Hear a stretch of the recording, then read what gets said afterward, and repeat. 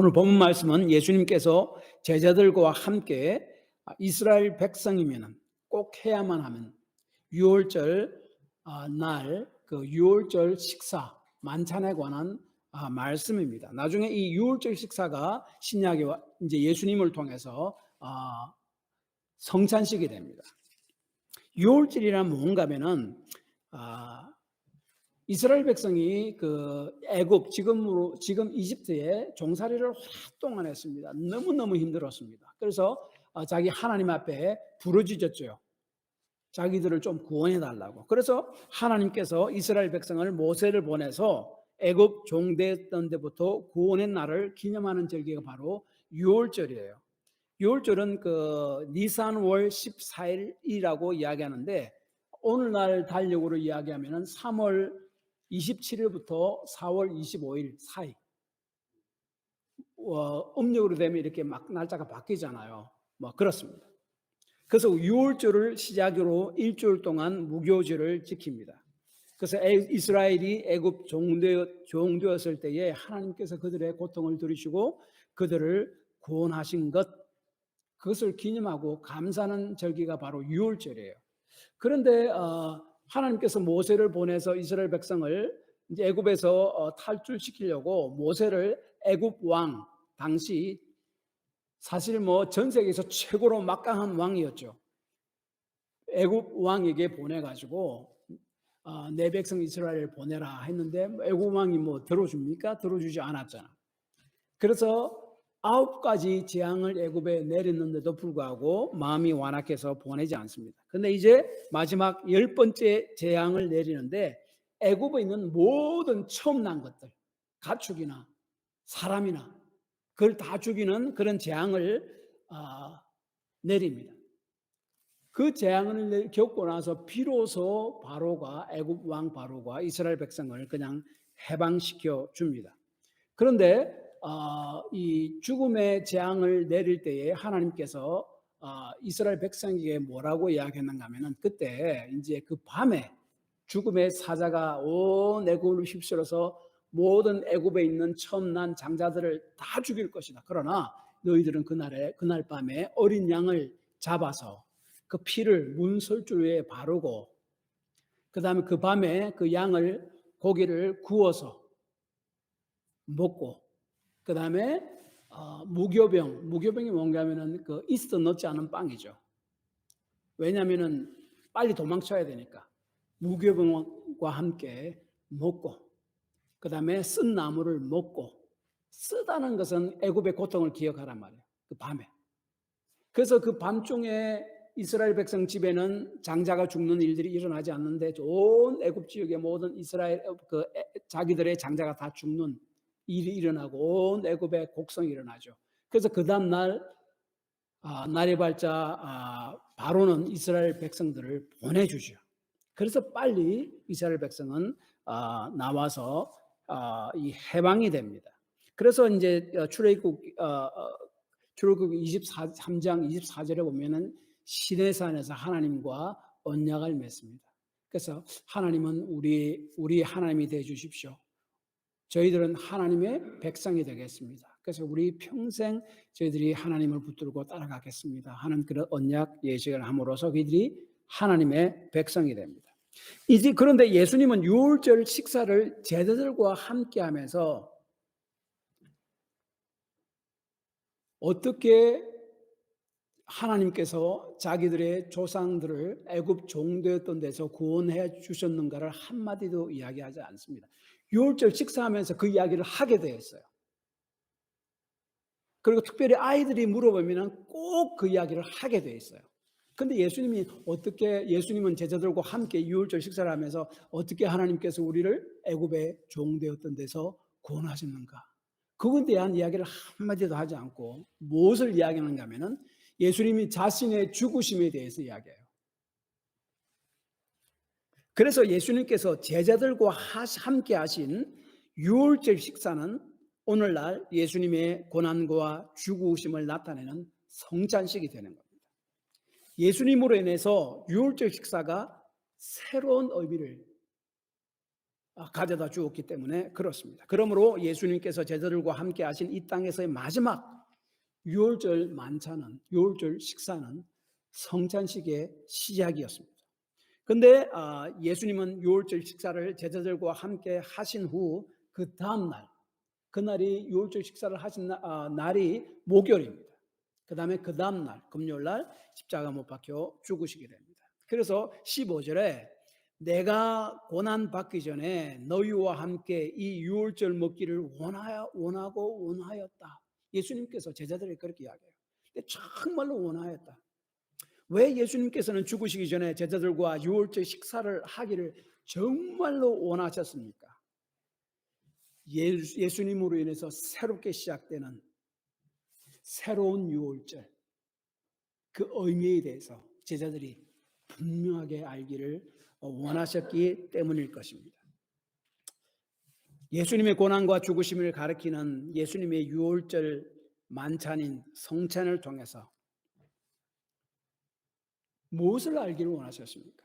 새로운 영적 가정이 형성된다는 것을 예수님은 제자들에게 알려주기를 원했습니다. 그것이 바로 새로운 영적 가족이 형성된 것, 그것이 바로 교회죠. 예수님은 유월절에 제자들과 유월절 식사를 하기를 간절히 원하셨습니다. 이제 한 집을 빌렸습니다. 그래서 제자들과 함께 유월절 식사를 합니다. 그런데 유월절 식사는요, 가족들 식사예요. 유대인들은 유월절마다 온 가족들이 함께 모여, 가족이 조금이면 같은 이웃 가족과 함께 모여 유월절 식사를 했습니다. 그런데 왜 예수님은 자기 가족도 아닌 제자들과 함께 유월절 식사를 했습니까? 예수님은 지금 이 예수님의 유월절 만찬을 통해 새로운 가족을 만드는 중이었기 때문에 그렇습니다. 마가복음 3장 35절에 예수님께서 이렇게 말씀하셨습니다. 누구든지 하나님의 뜻대로 행하는 자가 내 형제요, 자매요, 어머니니이다. 다시 말하면 예수를 믿음으로 주의 만찬을 함께 먹으면 모든 참여자가 함께 영적인 형제요, 영적인 자매요, 영적인 가족이 된다 하는 말이에요. 그리스도인을 하나로 묶어주는 것은요, 교육 정도나 그 다음에 이 경제적 수준이나 그렇지 않으면 인종이나 뭐 국적이나 그런 것을, 그리고 어떤 직업을 가지고 있는 것이나 그런 것을 다 떠납니다. 그런 것도 안 해요. 예수를 인해서 구원받았다는 사실 때문에, 예수를 믿는다는 그 사실 하나 때문에 예수 믿는 사람들은 하나님의 영적 가족이 된다라고 이야기합니다. 그래서 에베소서 2장 28절은 이렇게 이야기합니다. 이는 그로 말미암아 우리 둘이 한 성령 안에서 아버지께 나아감을 얻게 하려 하심이라. 한 아버지, 한 영적 아버지, 하나님 아버지를 우리가 우리의 아버지로 모시고 있다. 예수님을 통해서, 예수님 믿음을 통해서 그렇게 이야기합니다. 그래서 예수님께서는 17절에 보면은 너희끼리 나누라라고 말씀하셨습니다. 여기 특별히 너희끼리 나누라라고 이야기하는 것은요, 각자 잔을 가지고 각자 잔에 부어 가지고 이렇게 마시라는 말이 아니에요.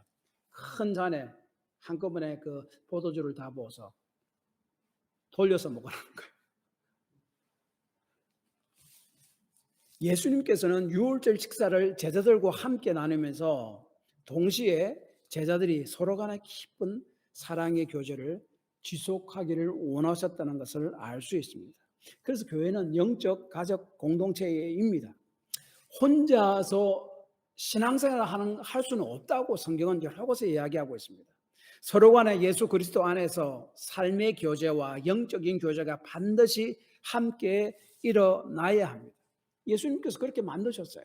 그래서 혼자 신앙생활을 한다는 것은 사람들이 스스로 만드는 것이지 예수님이 의도하신 신앙생활이 아닙니다. 그래서 유월절 만찬은 예수님의 고난과 죽으심을 예포하는 사건이요, 예수님의 고난과 죽으심은 서로 다른 사람들을 모아 하나님의 영적 가족으로 묶어주는 사건입니다. 교회를 만드신 것이죠.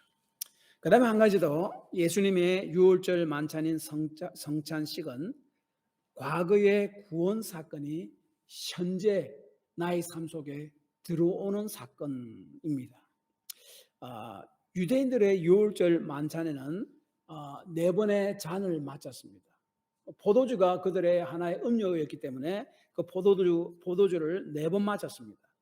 첫째 잔은 축복송을 낭송함으로 시작했고, 손을 씻으면서 첫째 잔을 손을 씻고 나서 첫째 잔을 마시고, 그 다음에 축복송을 낭송함으로 이렇게 시작됐습니다. 그 다음에 두 번째 잔은, 그래서 이 요한복음 13장에 보면 예수님께서 그 제자들을 발을 씻긴 것 있잖아요.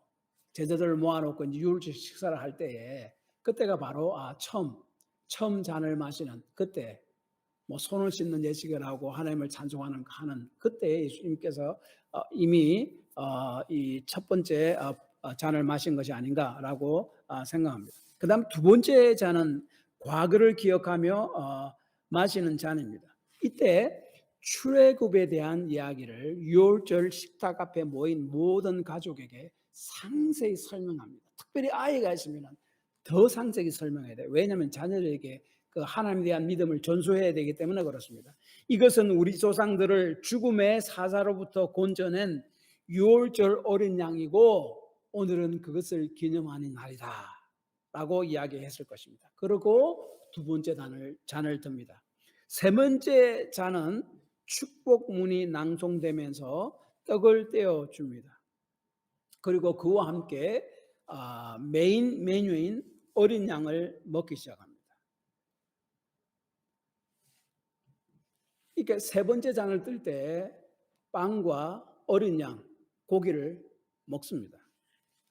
오늘 본문에 잔을 두 번 나오는 광경이 나옵니다. 17절에 첫 번째 나누는 잔을 이야기하는 잔은 아마도 하나님께서 애굽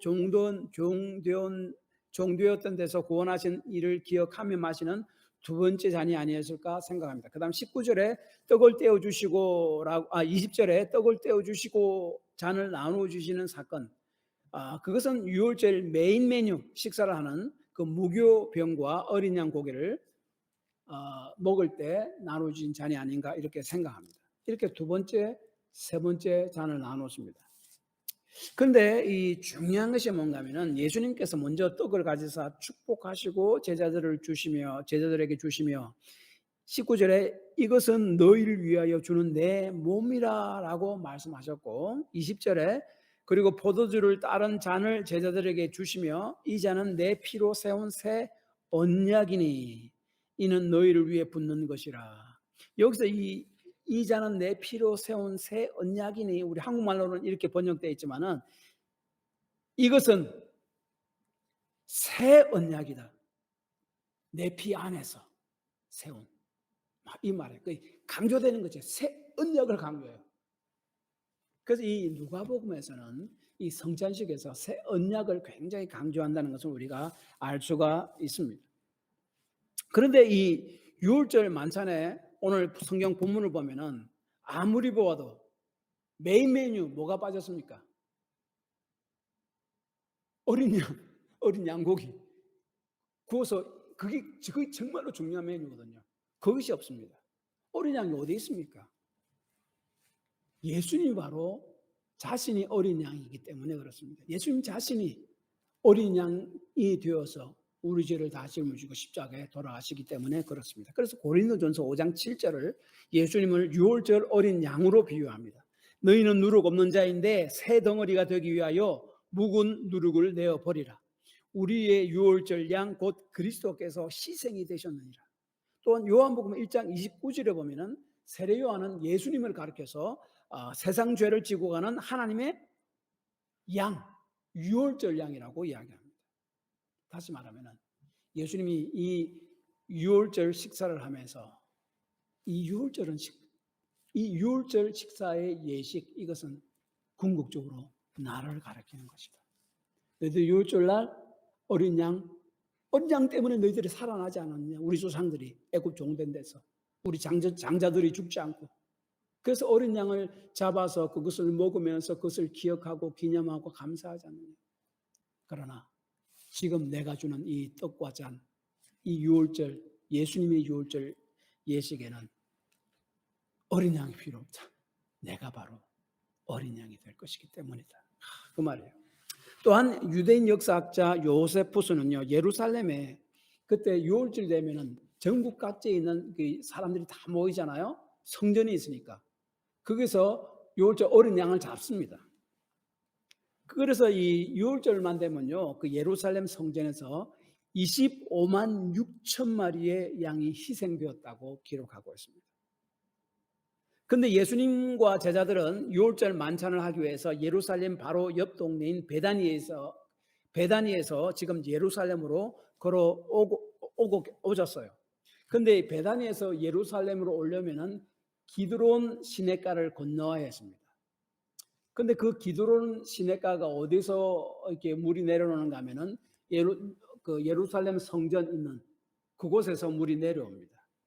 근데 그곳에서는 25만 6천 마리의 양들이, 어린 양이 계속 도살됩니다. 그러면은 그 피를 다 쏟잖아요. 피가 어디로 흘러갑니까? 기드론 시내 강을 통해서 막 쫙 흐르잖아요. 그 강을 건너면서 그 피를 보고 건넙니다. 근데 그 양들을 잡을 때 조용합니까? 꽥꽥 소리 나고 막 난리잖아요. 그런 소리가 들리죠.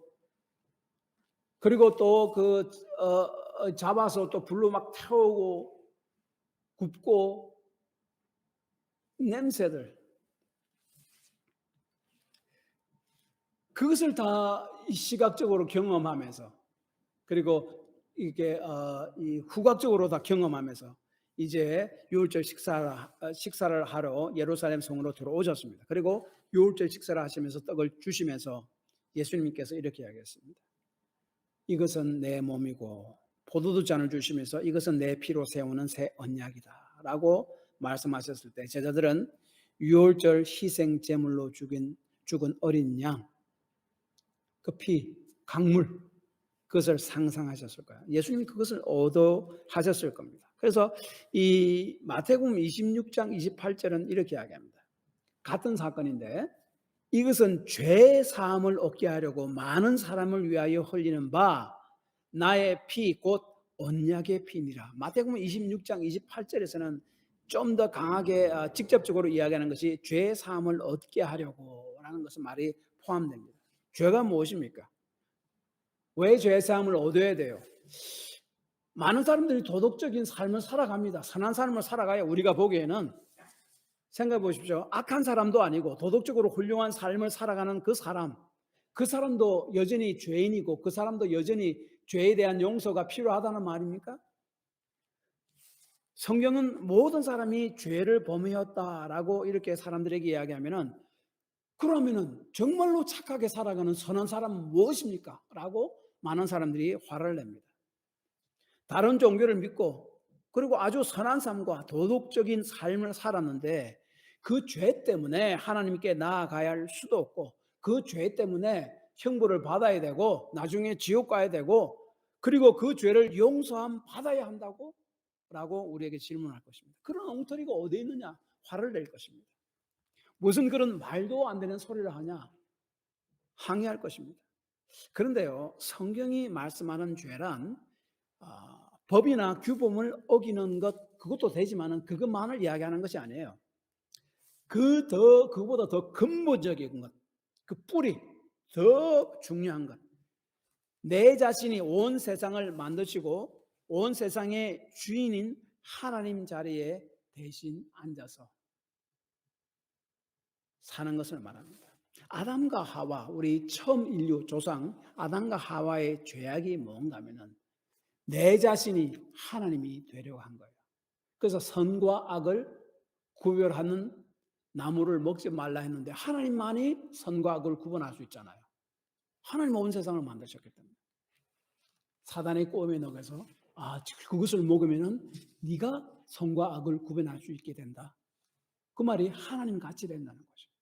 자기 자신이 주인이 되어서 하나님 자리에 앉으려고 한 것이죠. 그래서 이사야 53장 6절은 우리의 죄의 본질에 대해서 이렇게 설명합니다. 우리는 다 양 같아서 그릇 행하여 각기 제 길로 갔거늘 하나님의 길을 떠나 제 멋대로 돌아다닙니다. 제 멋대로 삽니다. 하나님은 우리 창조주십니다. 그런데 하나님 버리고 내 마음대로의 삶을 살아갑니다. 하나님이 그래 좀 어떤 사람은 없다라고 대놓고 이야기하기도 하고 어떤 사람은 뭐 그래 있기는 있겠지. 부인하지는 않는다. 그러나 나는 내 삶의 주인이지. 하나님 내 삶의 주인이 아니고 내가 하나님을 경배할 필요는 없다. 그래서 마음대로 살아가는 것이 죄의 본질입니다. 그래서 그 팀 켈러 목사님은 그의 책 예수를 만나다라는 책에서 그 죄에 대해서 너무나 아주 좋은 예화를 들고 있습니다. 그래서 그 죄는 단순히 도덕적인 삶을 살고 안 살고의 문제가 아님을 이렇게 설명합니다. 가진 게 별로 없는 한 과부가 아들을 키웠습니다. 자기 자신은 정말로 많은 것을 희생하면서 아들을 좋은 대학에 보냈습니다. 그러면서 과부는 항상 이런 이야기를 아들에게 했습니다. 아들아, 나는 내가 선하게 살았으면 좋겠다. 내가 항상 진실을 말하고 열심히 일하고 가난한 사람을 돌보았으면 좋겠어. 아들은 대학을 졸업하고 사회로 나갔습니다.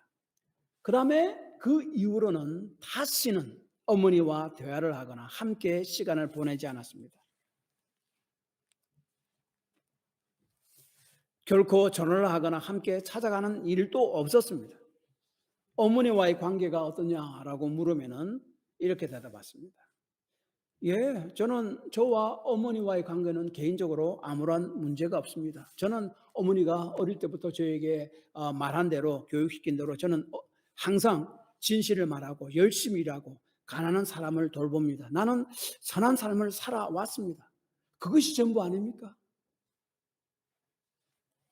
그렇게 이야기하면 여러분 뭐라고 대답할 것입니까? 여러분은 만족하겠는가? 이렇게 이야기합니다.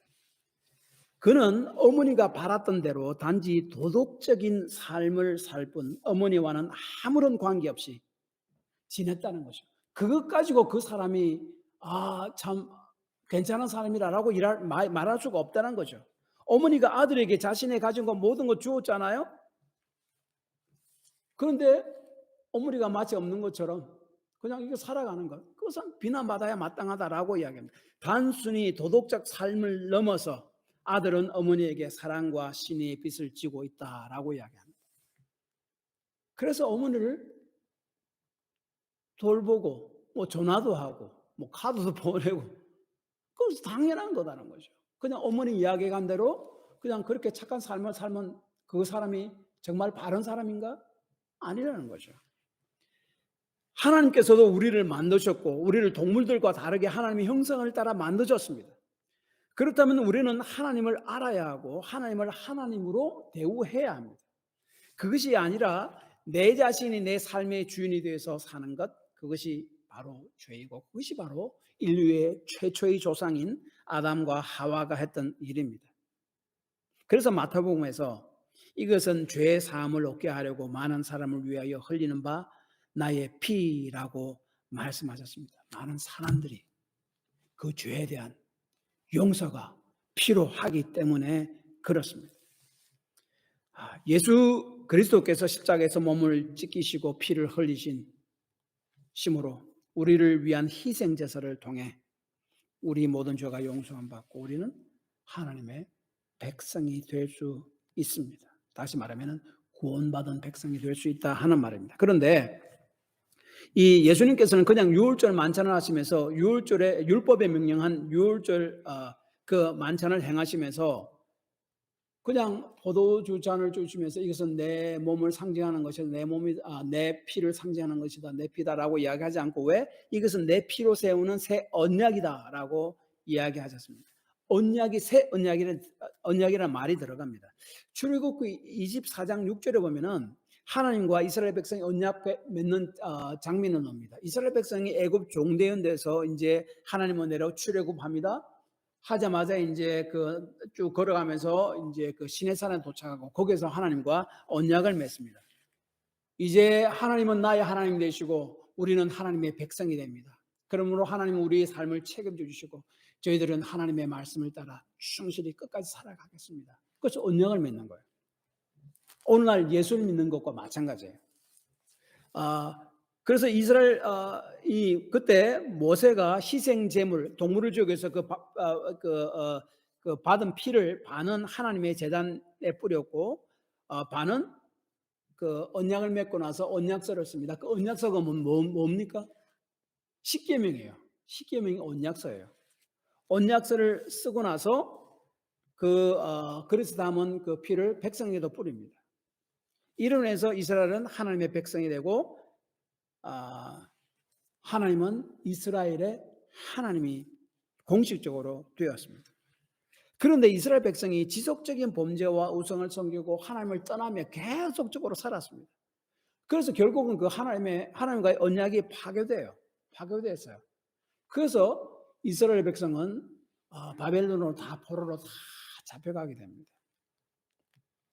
그래서 하나님께서는 예레미야 선지자를 통해 새로운 언약을 세우겠다라고 약속한 것이 예레미야 31장 31절에서 34절 말씀인데 굉장히 중요한 말씀입니다. 제가 조금만 읽어보겠습니다.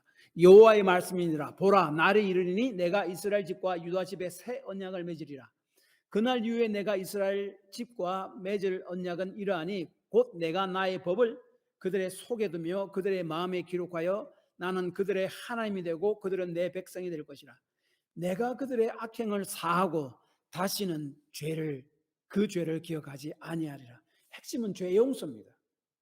언약을 통해서 완전한 죄 용서를 주겠다는 거예요. 새 언약을 통해서. 예수님을 통해 새롭게 세울 언약. 그래서 예수님이 자기 자신의 십자가의 죽으심을 이야기하면서 이것은 새 언약이다라고 이야기한 겁니다. 그리고 바로 다음 날이 금요일 예수님께서 군병들에게 끌려가서 십자가 못 박혀서 죽게 됩니다. 구약시대 때 애굽 종 되어서 어린 양의 피로 말미암아 결국 그들이 살아나 구원되었듯이 이제 죄로 인해 사단의 종되었던 우리를 예수님의 십자가의 피로 구원받는 것을 말씀하신 겁니다. 그러므로 유월절 예식은요, 유월절에 죽으시는 예수님을 가리키는 예식이고 또 성찬식도 그것을 이야기하고 예수님의 죽으심을 상징하는 성찬식은 유월절 애굽에서 종되었던 데서 구원한 하나님의 일을 대체하게 돼요. 그래서 신약에서 오늘 본문에서 예수님이 제자들과 함께 유월절 식사를 지키신 것은 예수님의 유월절입니다. 그것이 성찬식이요. 그런데 여기서 중요한 것은 예수님께서 제자들에게 떡을 떼어 주시고 그리고 유월절 만찬을 행하시면서 나를 기념하라라고 19절에 이야기합니다. 여기서 기념하라는 말이 굉장히 중요한데 단순히 과거를 기억에 떠올린다거나 회상하는 행위가 아닙니다. 그 과거의 사건이 현재에 생생하게 살아있는 것을 확인하는 행위예요. 오래전에 돌아가신 일을 기억하고 회상하고 remembrance하는 그것이 아니란 말이에요. 과거에 대한 기억과 회상은 현재 나에게 아무런 영향을 줄 수 없습니다. 예수님께서 말씀하신 기념한다는 말을 데이비드 갈랜드라는 신약 학자는 영어로 representation이라고 이야기합니다. 새롭게 다시 제시하는 거예요. 이런 이야기입니다. 여러분, 영국을 보면은 미국에서 보면은 한국도 마찬가지이기 때문에 영국을 한 번만 공연하고 끝나나요? 그렇지 않잖아요.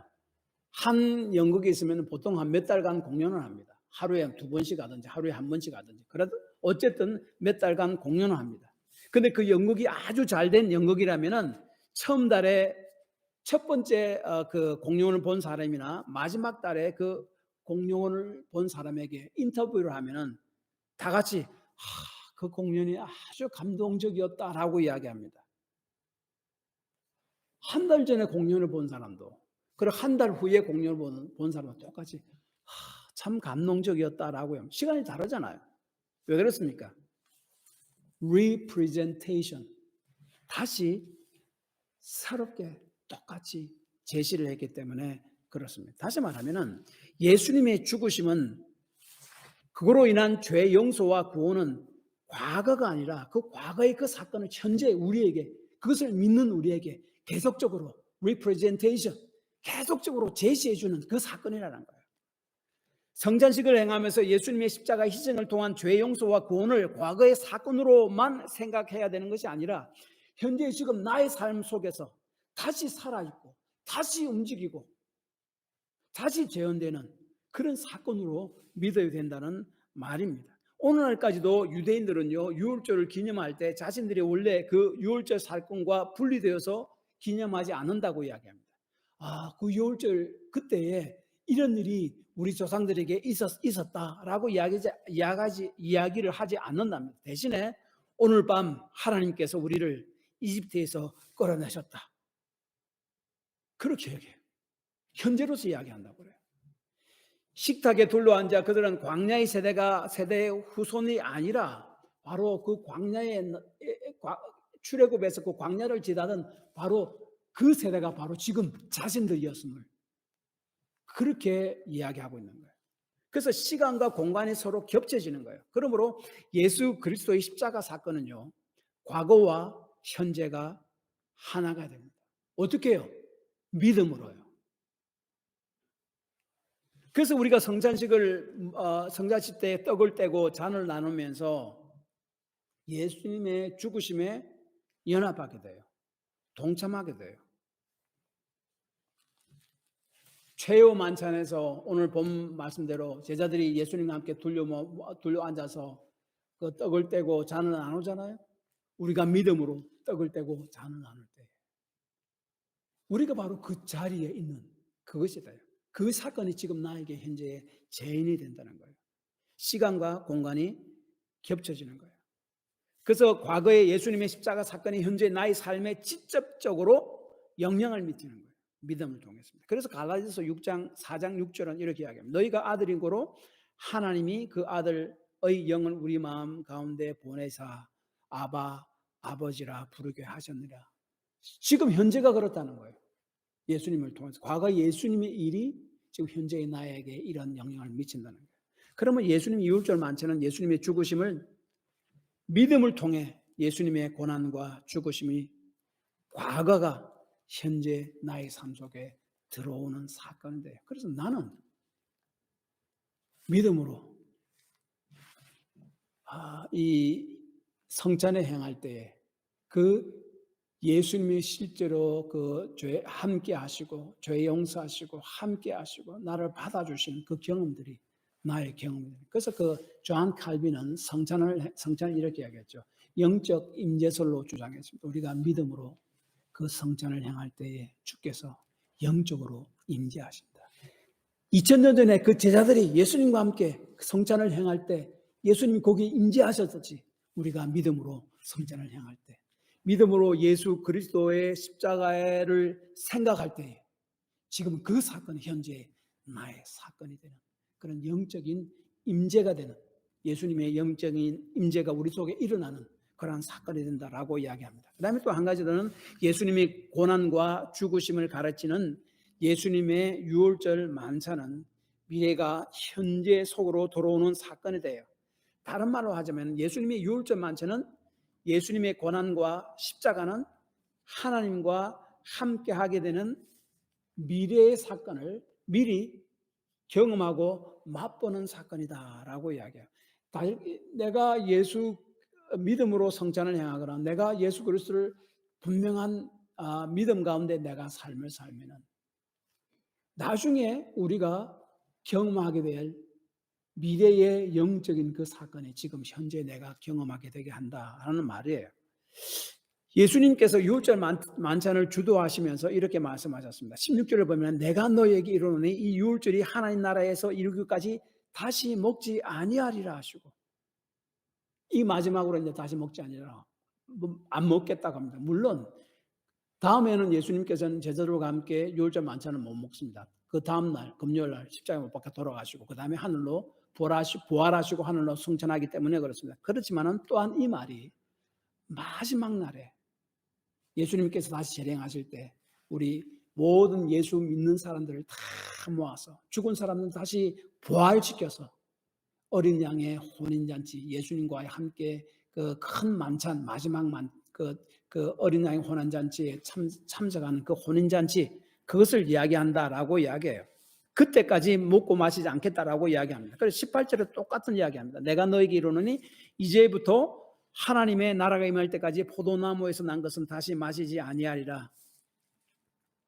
마지막 예수님께서 다시 재림하실 때 그때 우리는 어린 양의 혼인잔치에 참여하게 되는데 그때까지 나는 마지막 잔을 안 마시겠다. 그래서 실제적으로 유대인들이 유월절 예식을 행할 때 잔을 4번 마시는데 마지막 4번 잔은 사실은 이게 성경에 기록되어 있지 않습니다. 안 먹었다는 말이에요.